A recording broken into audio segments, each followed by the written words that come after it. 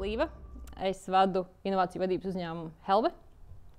Mēs strādājam nozarei kādus 6 gadus aptuveni, bet arī pirms tam es diezgan ilgi strādāju korporatīvajā vidē. Es strādāju tā skaitā arī ar jaunu uzņēmumiem. Ļoti ilgu laiku esmu pavadījis tādā jaunu uzņēmumu pasaulē. Vēl aizvien strādājam ar jaunu uzņēmumiem arī Helves kontekstā. Un tas, ko mēs darām, mēs lielākoties strādājam ar lieliem uzņēmumiem vai valsts iestādēm vai organizācijām un palīdzam viņiem atrast to ceļu uz inovācijām, saprast, kā viņas ieviest, tā skaitā gan ar atvērtām inovācijām. Atvērtās inovācijas tas ir veids, kā mēs varam sadarboties ar kādu ārējo partneri, piemēram, jaunu uzņēmumu vai akadēmisko pusi. Un īpaši pēdējā laikā mēs lielākoties darbojamies ar iekšējām inovācijām, principā, kas nozīmē vai nu mēģināt apmācīt uzņēmumu organizāciju komandas, kā tad izmantot tās inovācijas, vai arī, arī tā tīri vienkārši saprast, kur tad tās inovācijas likt un pie kādiem pilotprojektiem strādāt un kā virzīties tālāk un kādā jāizskatās tajā ceļkartē, lai tad mēs būtu, lai mēs kā organizācija vai uzņēmums varētu veiksmīgi virzīties uz priekšu. Jo, kas ir inovācija pēc būtības?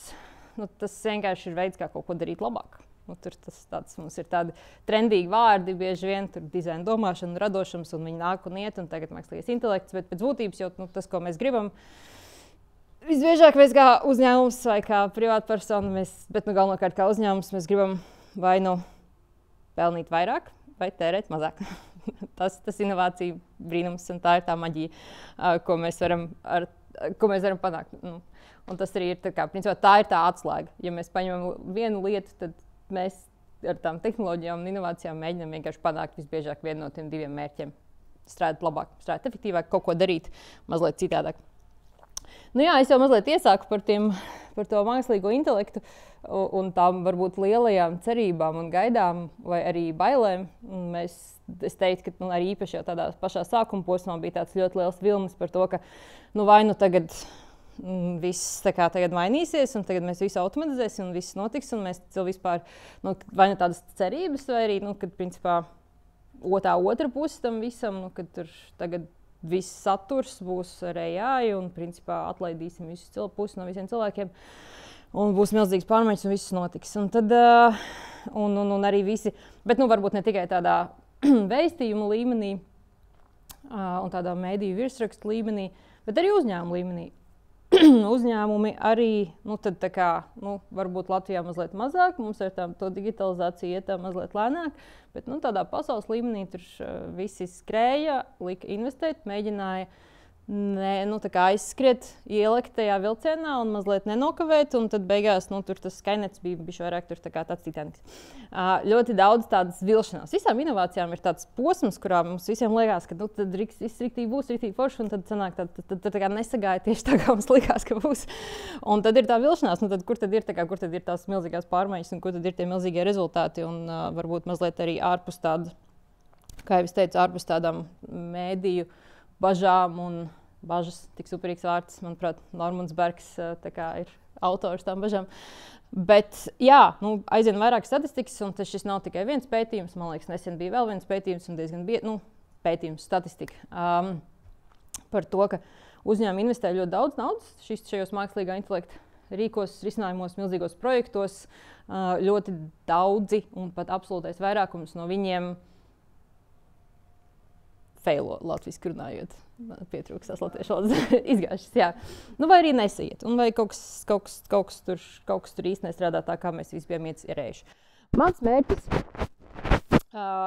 es mēģināšu, droši sakiet, kad es runāju pārāk ilgi, es mēģināšu varbūt īsi izstāstīt, kā jūs teicu, mēs palīdzam uzņēmumiem saprast, kā to izmantot.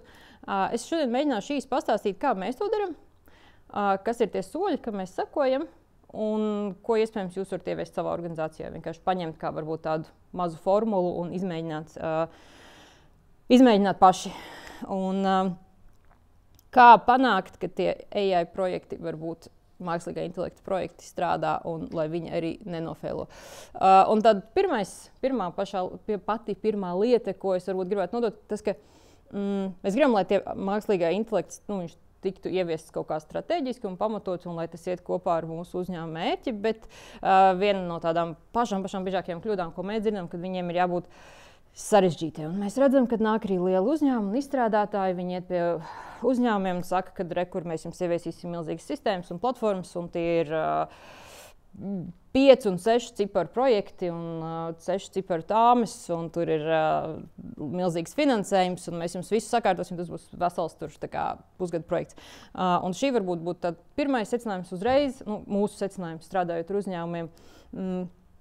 Tiem projektiem nav jābūt lieliem, viņiem nav jābūt sarežģītiem, un viņiem pavisam noteikti nav jābūt tādiem, tieši tā kā Titaniks. Kāpēc arī? Viņi nav jātaisa tādi. Un es arī varbūt izstāstīšu, kāpēc. Un tās ir tās biežākās kļūdas, ka mēs nepadomājam par to, kāpēc mums to vispār vajag. Jo, jebkas, ko mēs ieviešam, sākot tur, es nezinu, ar HR vadības sistēmu, tam vienmēr ir kaut kāds konkrēts mērķis, kas iet kopā ar mūsu biznesa mērķiem. Un tam ir jāatrisina kaut kāda reāla problēma. Ļoti, ļoti bieži mēs redzam, ka tiek ieviest kaut kāds, AI rīks, piemēram, nesen tieši pavisam netālu šeit uzņēmums, kuram ļoti daudz dokumentācijas. Viņi ievieš iekšējo AI čatu, kurš palīdz tikt pie tās dokumentācijas un saprast un izanalizēt. Un viņi tur ritīgi ieinvestējās, viņi ievieš un paiet 3 mēneši, viņi saprot, ka neviens viņu nelieto. Un kāpēc nelieto? Tad beigās izrādās, ka patiesībā tur tas rīks ir tik sarežģīts, ka viņam patiesībā ir ātrāk tur atrast viņa manuālu, viņš jau zina, kur tas ir, un tad viņš dažreiz kļūdās, un tam darbiniekam pārāk bail no tā, ka viņš kļūdās. Bet vienmēr sakot, tas rīks jau nauda ir ielikta, tas resurs ir ielikts, viņš jau ir tur 5 mēnešus būvēts, viņš jau ir gatavs, un tikai tajā brīdī mēs saprotam, ka viņu nelieto. Pareizi ir iet no otras puses. Mums ir jāsaprot, kur tam darbiniekam ir tā reālā problēma. Un tam ir tas darbinieks tieši tāpat, kā mēs domājam par klientiem. Nevis mēs kaut ko uzbūvējam un tad skatāmies, vai kādam to vajag. Mēs skatāmies, vai kādam tā ir arī startup pamatlieta. Tad vispirms mēģinām saprast, vai kādam to reāli vajag, un vai tas tiešām atrisinās viņu problēmu. Vai tikai man liekas, ka tas atrisinās viņu problēmu. Šajā ziņā tāpēc ir ļoti svarīgi iesaistīt tajā brīdī, kurā mēs vispār domājam par jebkuru projektu, ir svarīgi iesaistīt tieši pašus darbiniekus, nevis tikai vadību, jo ļoti bieži vadībai varbūt tās nav pilna cikla izpratne. Mēs varbūt zinām, ka mums ir tāda, šī dokumentācija, ka mums pārāk daudz normatīvu, tā ir problēma, bet tieši kādā formātā un kuros brīžos ir tie bottleneki, tas ir tas, ko mēs kā vadība bieži vien neredzam līdz. Tāpēc ir svarīgi iesaistīt tos darbiniekus, kur reāli ar šo saskarās visā šajā procesā. Un mums vienmēr, un tas, kas ir pavisam maģiski AI, un tas par to arī mazliet vēlāk pastāstīšu, ka viņam ir jābūt izmērāmam. Un atšķirībā, piemēram, es kādu laiku pavadīju komunikācijas nozarē, un komunikācija diezgan grūti izmērīt. Ja mēs runājam, piemēram, par employer branding, tu ieliec diezgan liels resursus, un tu zini, ka tev to vajag, bet tā precīzi izmērīt, kāds ir tavs darbdevēja zīmols un cik daudz tās pūles, ko tu esi ielicis, ir izmērāms, ir diezgan sarežģīti. Turpretī, ja mēs zinām, ka mums šis rīks ietaupīs 2 stundas nedēļā 4 grāmatvežiem, mēs reāli varam izrēķināt, cik liels pienesums mums tas ir. Vai mums iespējams, nav jādod, PR aģentūrai tik stundas darba, bet šīs stundas darba mēs patiesībā šobrīd varam automatizēt un izdarīt viņu vietā, un mums viņiem ir jāmaksā tikai par to. Ja mēs par to domājam tādās kategorijās, tad tās investīcijas mākslīgajā intelektā ir ārkārtīgi viegli izmērāmas, un tas ir viens no lielākajiem ieguvumiem, tā barjeras līdzinoši zema. Un, ja mēs runājam par to, kā sākt, ir tāds burvīgs termins, kas mēs visi gribam būt, bet varbūt tur tāda vīzija, tāds Skynets, mēs runājam par to AGI, par to super intelligence, un tad līdzīgi varētu organizāciju kontekstā ir tas AI first organization, kad mēs principā domājam vispirms, vai AI var atrisināt mūsu problēmu, un tad skatāmies uz citiem rīkiem. Bet, principā, kad mēs runājam par to, kā sākt, ir tādi dabiski soļi, kam ir jāiet cauri, un mēs nevaram viņiem pārlikt pāri. Mums ir jāsaprot, ka viņi tomēr iet secīgi, un, principā, ja jūs jau esat šeit un jūs tas interesē, tad, principā, mēs jau esam tajā sākuma posmā. Mēs par to runājam, tā ir prioritāte, ja vadības tajā telpā tā ir prioritāte, tad, principā, mēs jau esam tajā posmā. Un mums noteikti ir jāsaprot, ka tur ir tā mācīšanās un prasmju elements un konkrēti pirmie posmi, pirmie projekti, ar kuriem mums ir jāsāk, jo mēs nevaram paņemt mākslīgo intelektu un ieviest kaut kādā vienā tādā silo nodaļā, bet ja tev vispār darbinieki nemācēs ar to apieties un viņi nespratīs, kam to vajag un kas tas tāds ir, tad tu tā kā netiks līdz tam. Un tās, piemēram, pieredumi un prasmes. Ļoti labs piemērs, kā atnāca Covid, un tad mēs pēkšņi visi salīdzinoši ļoti ātri iemācījāmies izmantot Zoom un pārgājām uz remote work. Un mēs kaut kad vienā diskusijā, man liekas, arī kaut valsts iestāde teica, ka iedomājieties, ja mums tagad tas būtu jādara tā kā apzināti. Mēs taisītu tur tā kā 9 mēnešu kursus, un mēs tur visiem mācītu, kā tas ir jādara, un tad mēs taisītu kaut kādas mērīšanas un ieviestu visur kaut kādas superdārgas sistēmas. Un tas aizņem droši vien 4 gadus, un beigās tāpatās nesiet. Bet tajā brīdī, kurā tev ir šis ārējais faktors, kurā tev ir tas spiediens, tas notiek ļoti, izrādās, ka patiesībā viss notiek, un tas viss notiek ļoti strauji. Un manā pieredzē arī ir uzņēmumi, viņi saka, mums, piemēram, ir ļoti daudz senioru, un viņi negrib tur mācīties jaunu lietu. Un patiesībā tā nav, jo tā ir otra specifika ar mākslīgo intelektu, ka ja tajā brīdī, kurā cilvēks reāli pirmajā reizē saprot, ka es varu iedot tam ChatGPT šo, 48 lapu garo likumprojektu, un viņš man var iedot apkopojumu uzreiz un pateikt, vai šī tēma, kas man ir aktuāla šajā likumprojektā, ir vai nav. Un tad pateikt man, vai man ir vērts viņu lasīt vai nē, un es esmu ietaupījis stundu sev šo lasot un ejot cauri. Tajā brīdī, kurā cilvēks pamana, ka šis man reāli ietaupa laiku, īpaši to, kas man nav jādara, tad viņš ir gatavs to darīt. Jo tās ir tās lietas, ko mēs negribam darīt. Un tad, kad mums ir jāaiziet visi tie soļi, un mums ir jādabūt tās pirmās uzvaras, lai mēs varētu dabūt tās lielās uzvaras. Un tur tas lielais vēstījums šajā stāstā ir par to, ka mēs negribam aizliegt līdz tiem lielajiem projektiem, mēs vispirms gribam dabūt tās mazās uzvaras, lai varētu tikt pie tām lielajām uzvarām. Jo kas manā pieredzē tie uzņēmumi, kuri visnegatīvāk noskaņoti, un ne tikai par mākslīgo intelektu, bet principā jebkuru jaunu lietu vai pārmaiņu, ir nevis tie, kuri nav to darījuši vai nesaprot, bet tieši tie, kuri ir to darījuši un ir piedzīvojuši tādu ļoti lielu vilšanos ar pirmo reizi. Un tev būs ļoti grūti panākt, ka visi pārējie uzņēmumā notic tam, ka šitam ir jēga, ja viņš ir jau vienu reizi ar to saskāries un viņam ir ļoti sūdīga pieredze, un tad viņam būs tāds, ok, nē, mēs šo jau mēģinājām, mēs to darījām, šis nestrādā. Ejam tālāk un aizmirstam par šo. Jā. Par to metodi. Es teicu, tas, ko mēs darām, viena no tādām metodēm ir, mēs saucam mākslīgā intelekta sprintu. Mēs paņemam mazas komandas no uzņēmuma, parasti kāds 4 līdz 8 cilvēkus, ideālā variantā no dažādiem departamentiem, dažreiz tas vienkārši mazs uzņēmums, un tad piedalās visi. Un izejam cauri tādam, mēs to darām 3 dienās, tikpat labi to var darīt ļoti daudzos un dažādos formātos, bet tas princips, tas pats dizaina sprints, es domāju, ka visi jūs dzirdējuši par dizaina sprintiem. Šis ir ļoti līdzīgs un atvesināts, vienkārši fokusēts uz AI, kam ir tādi 4 posmi. Un principā pirmais posms tajā sprintā ir ideācija. Ideācijas mērķis ir saprast, ko tad mēs varētu.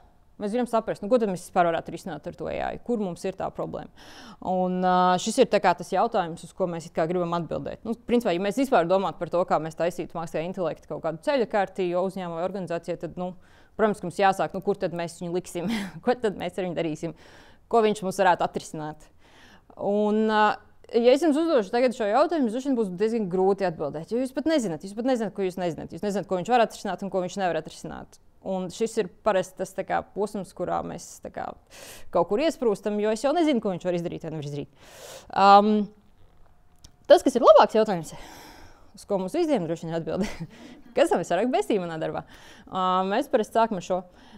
Un tad, kad es par to domāju, mums tad visbiežāk tas, kas tev besīja tavā darbā, ir tās lietas, kuras iespējams varētu izdarīt mazs bērns vai, principā, jebkurš, bet to nevar izdarīt jebkurš, jo to var izdarīt tikai jūs, jo tikai jums ir pieeja varbūt tiem datiem, vai tas ir tieši specifiski saistīts, vai jūs zinat, kur kas ir jāmeklē. Piemēram, es vadu salīdzinoši mazu uzņēmumu, man ir reizi nedēļā jāiet cauri e-pastiem un jāvāc visi kaut kādi rēķini. Un jāsūt grāmatvedēji un jāapkopo, lai viņi uzrakstītu PVN atskaiti, jo grāmatvedi man ir, bet ir kaut kāds bars ar rēķiniem, kas ir tikai manā e-pastā. Un tas ir tāds kā mēs to saucam angliski, tāds monkey job. Varētu izdarīt, ja kurš e-pasts ir tikai man, es tikai zinu, kur viņi ir. Tad tur šitais man prasa kaut kādas 50 minūtes. Un tas, protams, ka mums tas besī, jo mums šķiet, ka mums ir tik daudz svarīgākas lietas, kam pievērsties. Un tas pats tur uzņēmumiem taisīt tāmas, kuras visas ir vienādas. Vai tur mums bija tur OX Drive kā klients. Viņiem tur sūta tur CSDD kaut kādus e-pastus, viņi visi ir vienādi, viņiem jāsagatavo pēc vienas formas, laik vienādas atbildes. Mums ir valsts iestāde, kurā ir jurists, kurš katru pirmdienu pavada 40 minūtes, lai aiziet uz TAP portālu un meklētu konkrētu likumu. Nevis meklētu konkrētu likumu, bet iet cauri jaunajām likuma anotācijām un saprast, vai kaut kas no šitā uzņēmuma attiecās. Kas arī super tehniski, garlaicīgi, besīgi darbi. Un tas ir tas, ar ko mēs sākam. Mēs paņemam visu savu komandu, un bieži vien uzņēmums to dara. Reāli visu uzņēmumu līmenī to var darīt. Ideācija var taisīt visu uzņēmumu līmenī, reāli paprasīt cilvēkiem šīs lietas, un viņiem nav jāpasaka, kā šo atrisināt. Tas jau ir nākamais solis. Šajā solī jūs mēģināt saprast, kas ir visas šīs te mazās lietas, kuras var vai nevar atrisināt. Tas, ko jūs darat pēc tam, izkartējat. Un mēs to saucam par tādu kā izaicinājumu, challenge mapping, izaicinājumu matricu. Mēs to ikdienā, pieņemsim, daram Miro, to var darīt MS Teams, to var darīt vecajā stilā ar līmlapiņām. Viņas ir izstāsts pēc līmlapiņām. Tagad jūs iedomājaties, ka tām līmlapiņām visām ir kaut kas rakstīts. Tās visas ir līmlapiņas. Tas, ko mēs darām tā AI sprinta kontekstā, ir, piemēram, mēs paņemam to pašu dizaina sprintu un domājam, kā mēs šīs lietas varētu atrisināt. Mēs iesaistam AI jau tajā posmā. Mēs viņam prasam, ja man ir šāda problēma ar tiem rēķiniem, kā es viņu varētu atrisināt. Un tas ChatGPT jau tev sāks, tu principā, vai jebkurš jums katram personīgi patīk, viņš sāks jau jums palīdzēt jau tajā ideācijas procesā. Viņš jau ir tas jūsu kaut kāds prāta vētras partneris. Viņš jau sāks jums dot idejas, kā šo varētu atrisināt. Un tas ir tas ideācijas process, kas notiks paralēli gan jums komandā, gan kopā ar šo AI kā asistentu, kurš jums palīdzēs saprast, ok, iespējams šeit jau ir versijas, ka jūs varat automatizēt, var jau būt, kad var uztaisīt kaut kā, un tas AI jau sāks jums teikt priekšā, kā es varētu šo atrisināt. Piemēram, jūs varētu uztaisīt kaut kādu mazo rīku, kurš tev noskreipos tos rēķinus no tava e-pasta un saliks vienā Gmail mapītē, tā ka tev tas pašam nav jādara, tu vienkārši uztaisīsi filtru. Es stāstu random objektīvu piemēru, ko mēs vienkārši izdarījām birjā. Un šis arī tāds stāsts par kurpnieku bez kurpēm, kurā mēs taisījām AI sprintus, man liekas, gadu, un tad sākām domāt par to, ka varbūt mums arī patiesībā ir šīs lietas, kuras vajadzētu automatizēt. Un šis bija tāds ļoti konkrēts piemērs. Un tajā brīdī, kurā mums ir, šeit ir, 10 idejas, iespējams, ir uzņēmumi, kur atnāk 140 idejām, ir uzņēmumi, kur atnāk ar 8.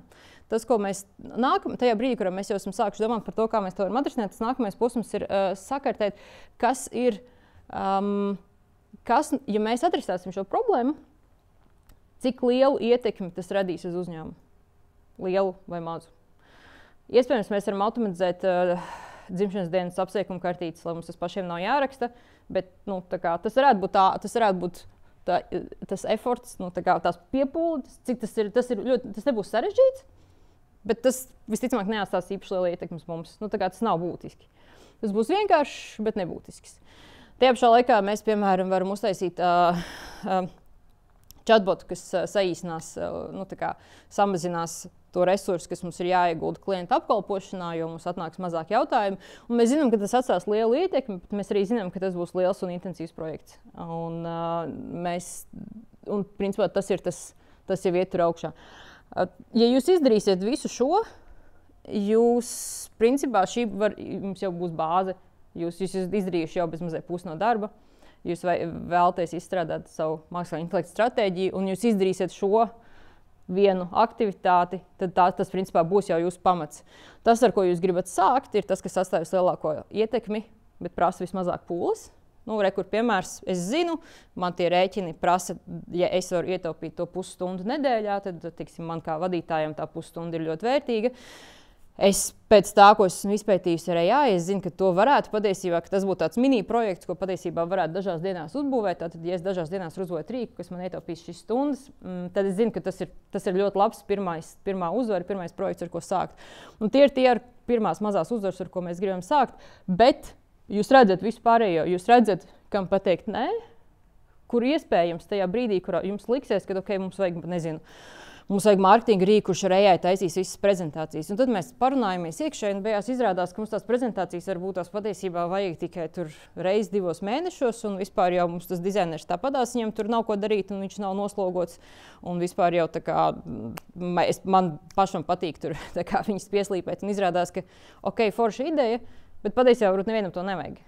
Un tas ir, principā, tas jums šī kārta iedos jums pamatu stratēģijai. Jūs tikpat labi varat paņemt un to visu uzrakstīt lapā, un jums būs mākslīgā intelekta stratēģija, ar ko sākt, ar ko turpināt, un kas ir kaut kādi lielie beti. Un es te paskroloju pāri par to, kas ir uz kādiem vispār virzieniem un rīkiem un risinājumiem skatīties, bet pirms, jo šis ir tāds, iespēju radars, ka mēs domājam gan par mazajām lietām, gan par lielajām lietām. Un tas, ar ko mēs parasti sākam, tie mazie pilotu projekti, mēs parasti iesakam sākt, un tā arī ir, kas ir šis kaut kādas ikdienas taski, ikdienas darbiņi, un kas palīdz mums risināt tās tā kā iekšējās problēmas. Viens no iemeslam tāds, ka tā visbiežāk ir kāda konkrēta cilvēka konkrēta problēma. Un tas nozīmē, ka tā auditorija jau šeit ir pie galda. Tā ir mana problēma, tāpēc es zinu visu, kas man ir vajadzīgs, jo tiklīdz tur risina klienta problēmas, tur ir sarežģīti, jo jāiesaista klienti jau šajā validācijas procesā. Bet otrs ir arī tas, ka, ja man vajag uztaisīt, pieņemsim, AI aģentu, kurš atrod manu dokumentāciju, atbildes jautājumiem, man vienkārši vajag pieeju tiem maniem datiem, un man vajag, un es esmu arī tas lietotājs. Turpretī, tiklīdz mēs taisam mākslīgā intelekta rīkus, kuriem ir ārējie lietotāji, tur jau, protams, tie visbiežāk ir jau krietni sarežģītāki nākamā līmeņa projekti, jo mums tur ir jārunā par kiberdrošību, mums jārunā par GDPR, mums jābūt drošiem, ka tie dati, ko mēs viņiem dodam, ir sakārtoti un pareizi, un tur ir tā kļūdu pieļaujamība ir nesalīdzinām zemāka, un tas tieši tā, tas auditorijas apjoms ir krietni sarežģītāks. Bet, protams, ka tas atkal var atstāt būtisku, fundamentāli lielāku ietekmi uz mūsu uzņēmumu un uz mūsu, teiksim, ienākumiem. Mēs ar šiem lielajiem tādiem game-changing projektiem mēs varam ietaupīt gan milzīgus resursu apjomus, gan arī iegūt arī tādu liela konkurētspēja, jo, principā, kas ir tas strateģiskais AI, tātad, es jau minēju, tātad vai tā ir izmaksu samazināšana, mēs varam automatizēt kaut kādas darbības, kuras šobrīd prasa mums, teiksim, pūles, bet arī, ja mēs domājam par tādiem lielajiem projektiem, tad, droši vien, ka viens no tādiem būtiskajiem tieši tas kaut kāda konkurētspēja tirgū, ka mēs varam veidot risinājumus, kas palīdz mums atšķirties no citiem tirgū un būt būtiski vērtīgākiem. Bet pirms mēs ejam tālāk, es pieminēju par tiem rēķiniem. Un kāpēc ir tik svarīgi uzdot to jautājumu, kas man besīja, nevis ko tieši mākslīgais intelekts? Ir ļoti liela iespēja, ka tajā brīdī, kurā jūs skartēsiet visas tās 120 vai 8 idejas, un tajā brīdī, kurā jūs domāsiet, kā viņas atrisināt, ļoti iespējams, ka mākslīgais intelekts turpat nebūs.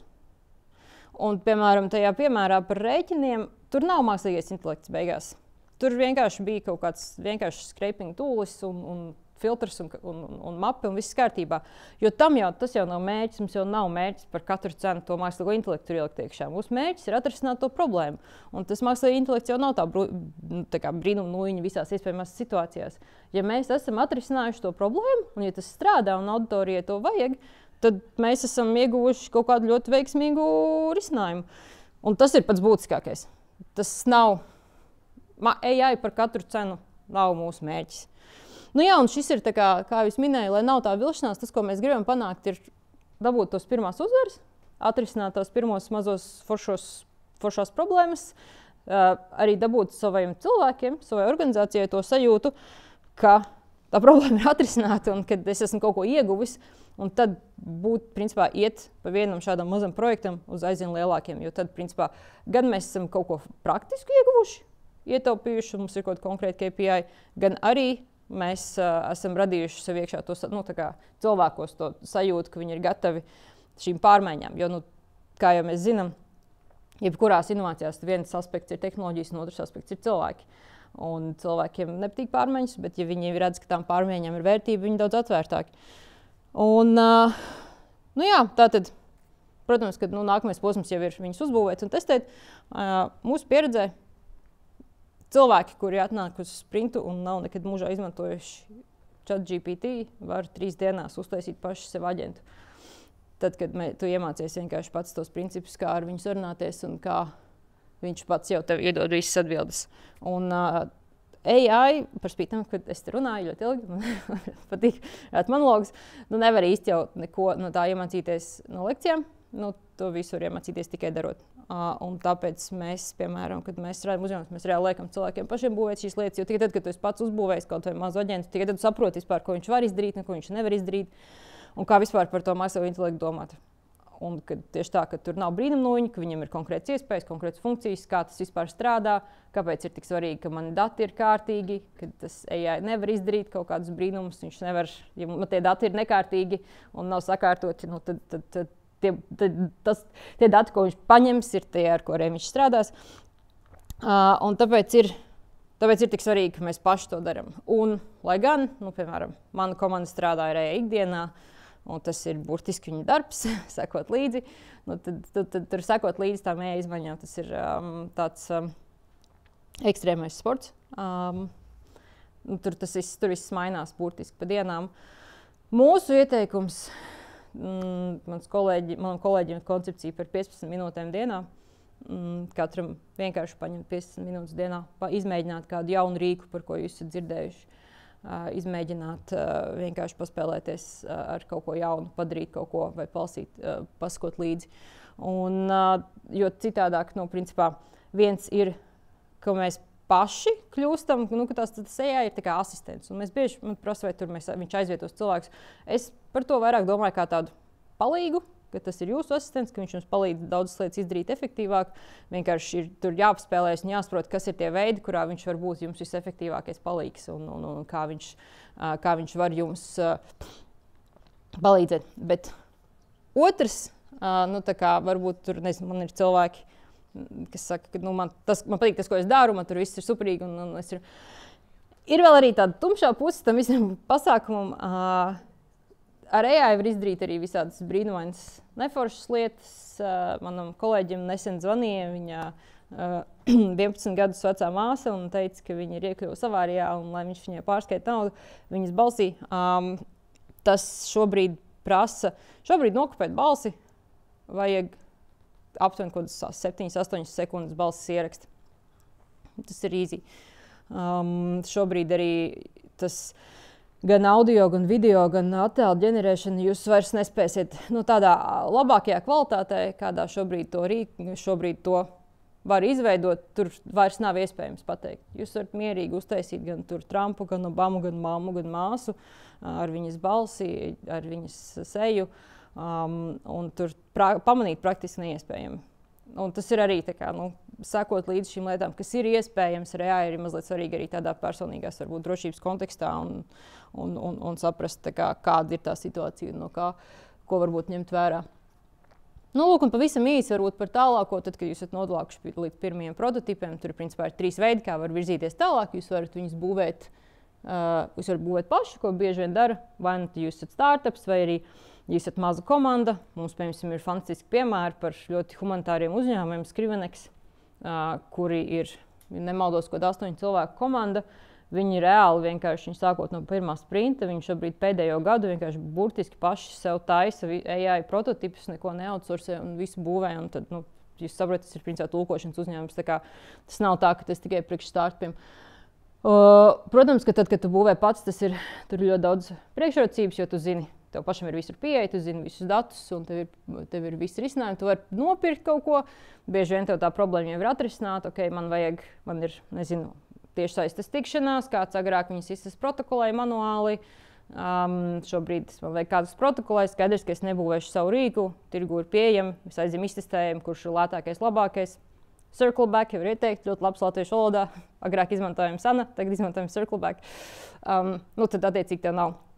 Tu vari vienkārši nopirkt. Tikpat labi, protams, ka tas strādā arī lielos kontekstos. Tur, nezinu, Evalds Urtāns veido lielus analītikas rīkus, tu arī tieši tā var aiziet un nopirkt. Protams, var vienkārši partneroties ar kādu vai izstrādātāju, vai jau kaut kādu uzņēmumu, kurš kaut ko līdzīgu veido. Principā, šie ir tie 3 veidi, kā var tātad jau lielākus AI projektus virzīt uz priekšu un būvēt. Protams, ka pats pēdējais ir izmērīt, kā jau visās tēmās un visās jomās. Nezinu, kāpēc mēs vienmēr par to aizmirstam.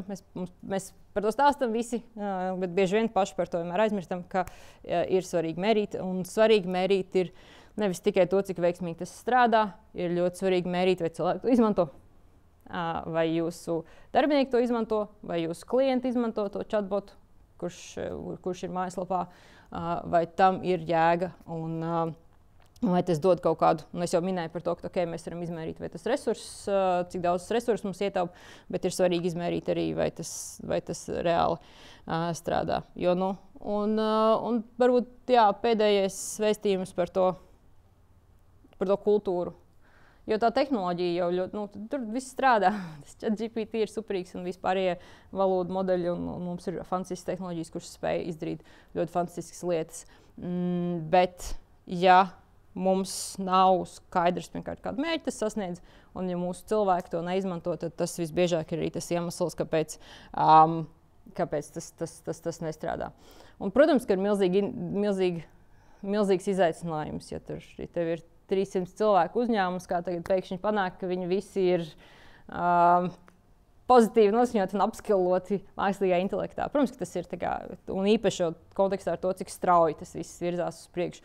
Bet tas ir tāds, mūsu izaicinājums, un tāpēc arī mēs mēģinām teikt, ka tiklīdz tu iedod tiem cilvēkiem sajūtu par to, ka ko tas var izdarīt priekš tevis, un B, ka tas reāli strādā, tieši šie pirmie mazie veiksmīgie projekti, tad ir daudz vieglāk ieviest to visu procesos. Tā es kaut kā izskaitu cauri, es nezinu, pa ilgu, pa īsu. Es nezinu, varbūt es varu atbildēt kādu jautājumu.